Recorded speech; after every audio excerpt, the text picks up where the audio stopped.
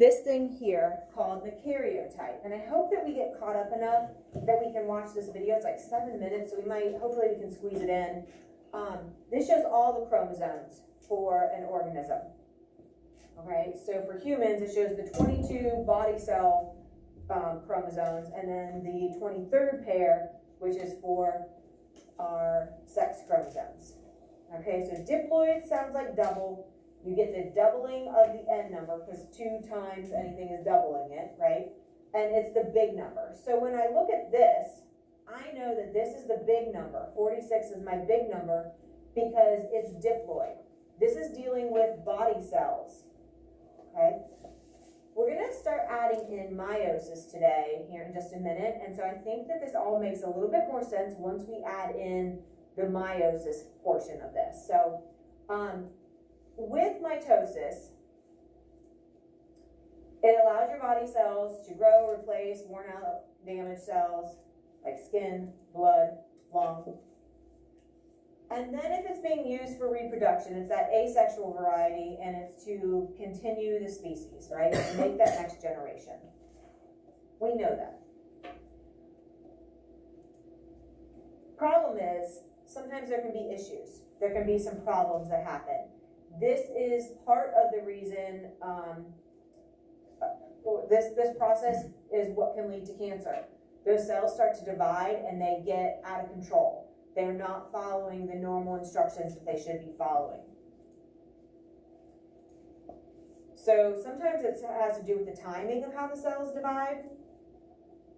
Leads to growth, and that's why some tumors or lumps are cancerous, and that's why some are not. You can have like cells growing out of control that are not cancerous. You can also have some that are.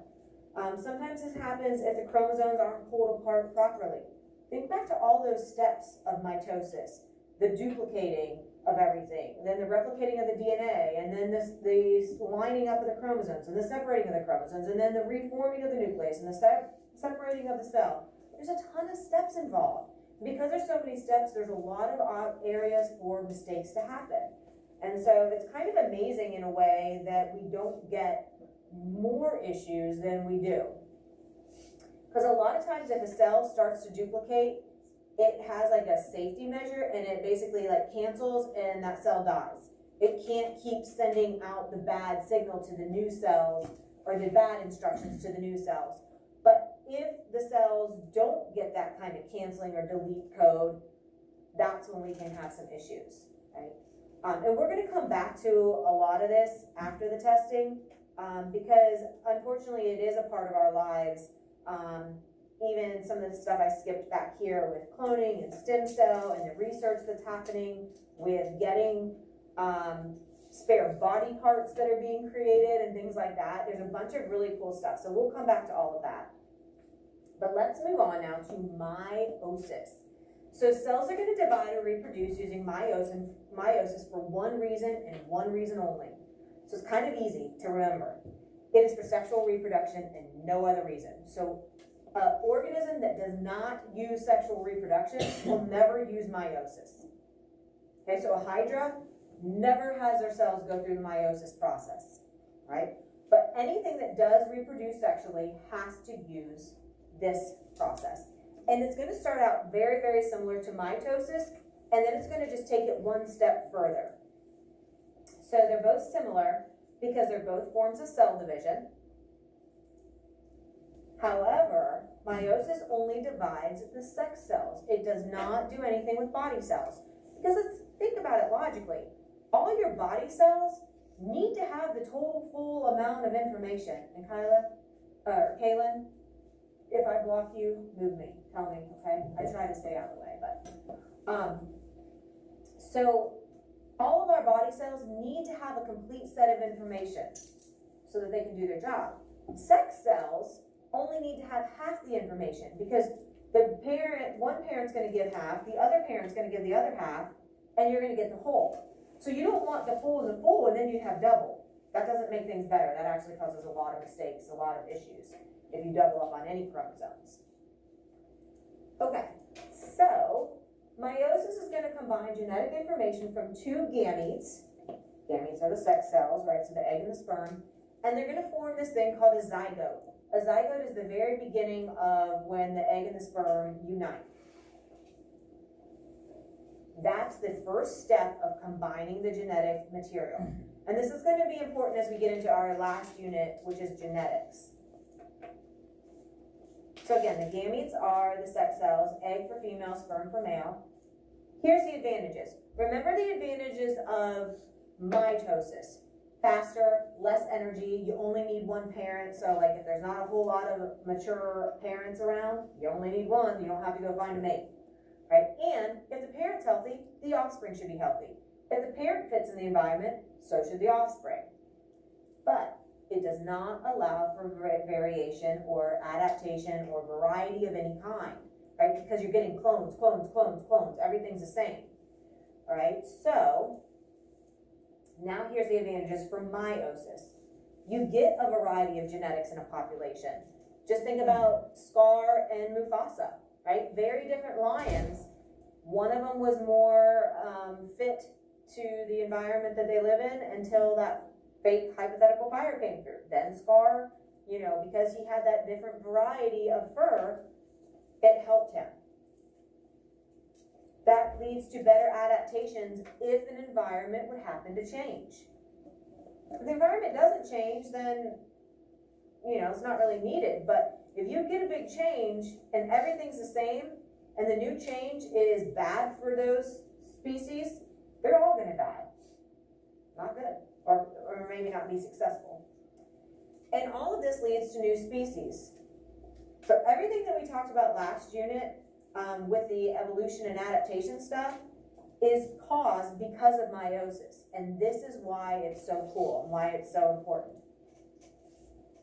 And you're only getting half of the genetic info from each parent. So if a parent is unhealthy, let's say it has a bad trait, but it was able to live long enough to reproduce, it doesn't necessarily have to pass that trait on. It's kind of a random, you know, flip of the dice or, you know, like shuffling of the deck, whether or not that bad negative trait gets passed on to the offspring. It's not a given like it would be for a clone. So it may or may not pass the bad trait on.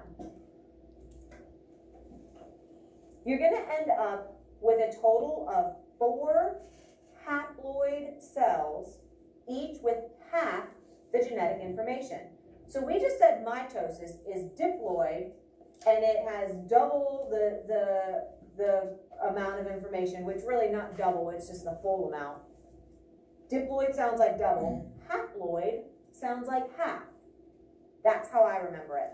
Right, so diploid is the double or the full amount for mitosis. The cells that you end up with are 4 haploid with half the information. And we'll get into that here shortly. So, again, I am never going to ask you, what happens at interphase 1 of meiosis? No. But I need you to kind of just have a general broad understanding. It helps with this unit, and it helps even more as we get to genetics next unit. So I'm going to kind of go through this quickly. So during interphase, the chromosomes are going to replicate, the chromatin begins to condense, so the hairball goes to more like the chromosome, the condensed version. Chromosomes condense, the homologous chromosomes pair up with one another, so you have those sister chromatids, one on this side, one on this side, coming together, where you have the same trait. So think about the pairs of shoes again. A pair of tennis shoes is matched with a pair of tennis shoes, not a pair of tennis shoes matched with a high heel, okay, or a boot or something. So nuclear membranes are going to dissolve, the homologous chromosomes attach to the spindle fibers, and they get moved to the opposite ends of the cell, so everything lines up and then gets separated.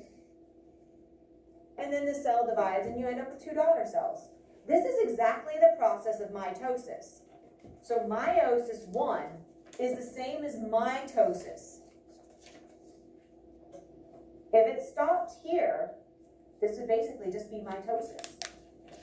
But it does not stop. This is where it goes to a second division, which is why it takes longer and it takes more energy than mitosis. Because the cell has divided and you now have 2 daughter cells. So you went from 1 cell to 2 daughter cells. It's going to to basically go through a similar process. The chromosomes are going to line up, but notice how it didn't duplicate the DNA this time. It duplicated it last time, but it didn't this time. So you have the full amount.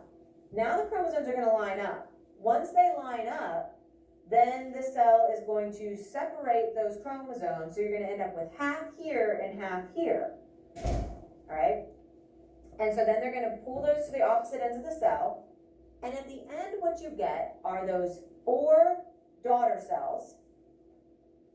They're each haploid because they got half of the information.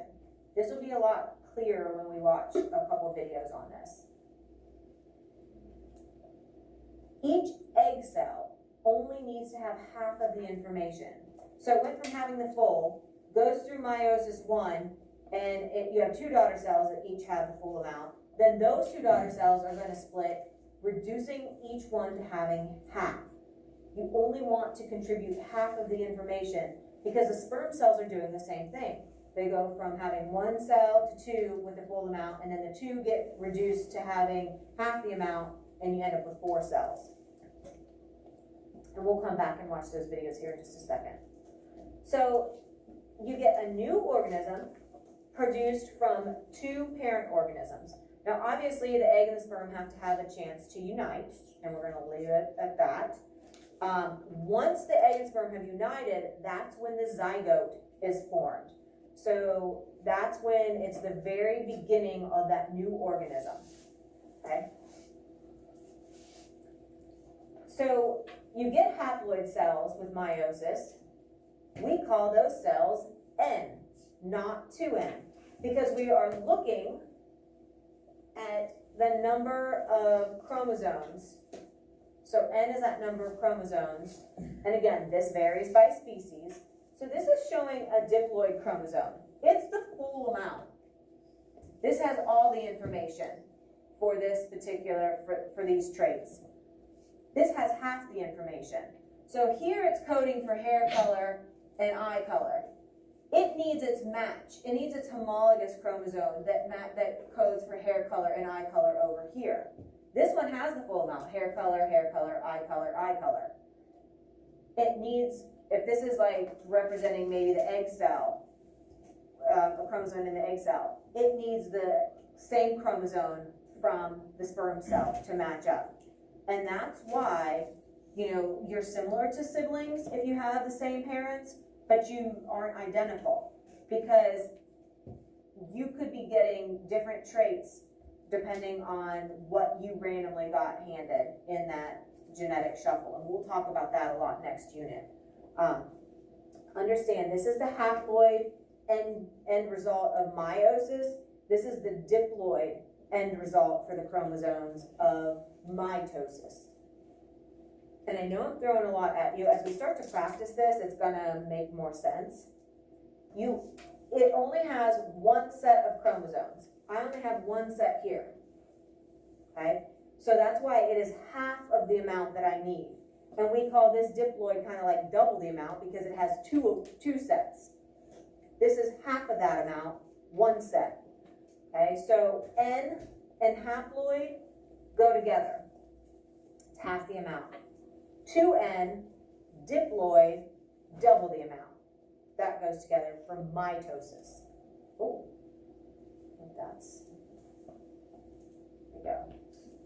So when we're talking about the haploid number, we're talking about the smaller number. We're talking about the 23 chromosomes for humans, not the 46. So 23 single chromosomes.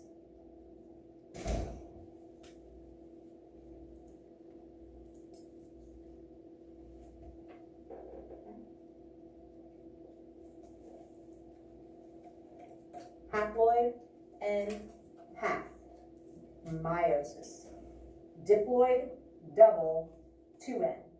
Think of like 2 times N. Think of 2 times anything as doubling, right? So 46, if you're dealing with the diploid number, it's going to be the big number.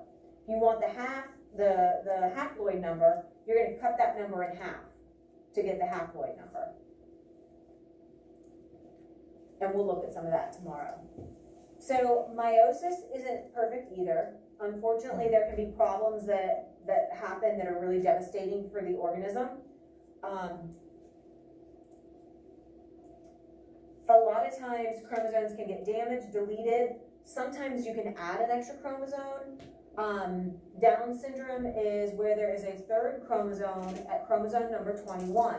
So that is, think about like getting, let's say I'm in here and I give you a set of instructions, and then Mrs. Wright comes in and she gives you another set of instructions, and you're like, oh, what do I do? Like, which instructions do I follow?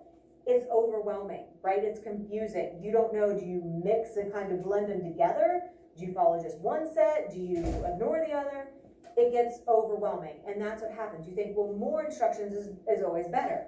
Not necessarily the case. So on chromosome number 21, instead of just having the normal set, there's a third chromosome that is kind of added in there, and it just causes a lot of havoc.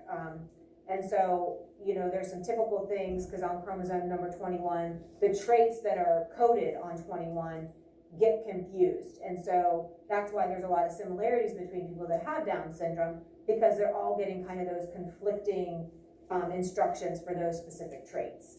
Okay. Obviously, this can lead to genetic disorders. There's some other ones that we'll talk about that are like sex-linked. So if they are on the Y chromosome, this is why a lot of boys are colorblind and not as many girls. And we'll talk about that next unit when we get to genetics some more. But sometimes you can get random mutations that happen as the DNA is duplicating, as it is separating. And these mutations, mutation gets a bad rap, it gets a bad connotation. Kind of like how we said friction does also, right? Like you think, oh, friction's bad, we want to get rid of it. Mutation has that bad connotation as well. But sometimes mutations can be good because it causes a difference, and that difference is a benefit. Sometimes the mutations can be bad, like if you get that extra chromosome on 21, that leads to a lot of health issues. And then finally, sometimes it can be no effect. Does anybody know somebody that has like an extra finger or an extra toe or anything? No? It happens. Usually somebody knows. It doesn't help anything, it doesn't hurt anything, right? It's different, maybe it's a little weird, but it is what it is, right? So sometimes things don't really, you know, a mutation doesn't really cause any effect, it's just different. So think of a mutation, it is a variation. So last unit we used the word variation a lot, but really a mutation is just a variation. It can be good, it can be bad, or it can be neutral or indifferent. Okay. So sexual reproduction uses meiosis. Only those sex cells go through this. Only organisms that reproduce through sexual reproduction use it. And the big thing that you need to remember with this is that it deals with genetic variation. It's how we get new species. It's how we get variety. It's how we get evolution. Everything kind of revolves around this process. So it obviously explains survival of the fittest and natural selection. It also explains biodiversity. If everything went through mitosis for for reproduction, there'd be nothing but clones of every species. Every dog would look the same, every human would be the same, every cat, dog, mouse, everything would be identical. We'd all be clones. Really weird. So here's visually kind of what happens. You start with a normal cell that has all the amount of information, and then it duplicates into a daughter cell, right? Oh, well, sorry, the DNA duplicates. Now we're starting here. It goes through meiosis 1, where it cuts that information down, and you eventually end up with 4 haploid cells, each with half the information. Meiosis, you start with your normal cell. Thank you. Who said that? Keep me straight. Mitosis, and it duplicates, and you end up with a cell that or 2 cells that have the diploid amount, the 2N, and they have all the genetic information. 4 haploid daughter, 2 diploid daughter cells. And that's kind of a visual. This is the big slide. I want you to put a big old star. You're gonna need to know this, yes. Would we even have cats and dogs? Because there would just be the original if it was all just asexual reproduction. Yeah, I mean, you'd have a cat and a dog, just lots of the same. They wouldn't be a cat and a dog, they would be like the. Oh, I get to what you're saying. Okay, so we'd have to start the asexual reproduction now to have the variety that we have. I get what you're saying. Yes, I get what you're saying. Yeah, good point. You're gonna need to know this chart, this table, okay? And actually kind of be able to use it. You're gonna need to be able to look at diploid and haploid, 2N, N. That's gonna be kind of the important stuff here. So meiosis is dealing with sexual reproduction. Mitosis is dealing with which type? Good. The type of cell that's produced. So we're talking here the haploid or the diploid. So, oh, yeah. So we have the haploid or the sex cells, which are the gametes. Half the genetic information. Stop and think about it logically. Try not to memorize this chart because it can get all wonky and confusing. Think about it. You only want half of the info from mom and half the info from dad, so that when they come together, you get the full amount. Haploid sounds like half, so keep that in mind. You get half the information from one. And then you get the diploid, which is the double, or which is like the complete set for all your body cells. Because as a skin cell needs to reproduce, it needs to have all the information. It's not joining up with another cell. Okay. Number of chromosomes in a new cell. We're talking humans. So the half number is 23. 23 single chromosomes. But if we're looking at the pairs, right, we're looking at a total of 46. Like we're looking at the shoes. So if I have 46 total shoes, but I have 23 pairs.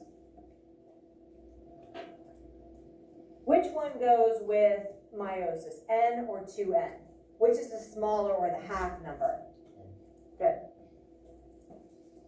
And the number of cells produced at the end, how many daughter cells are there in meiosis?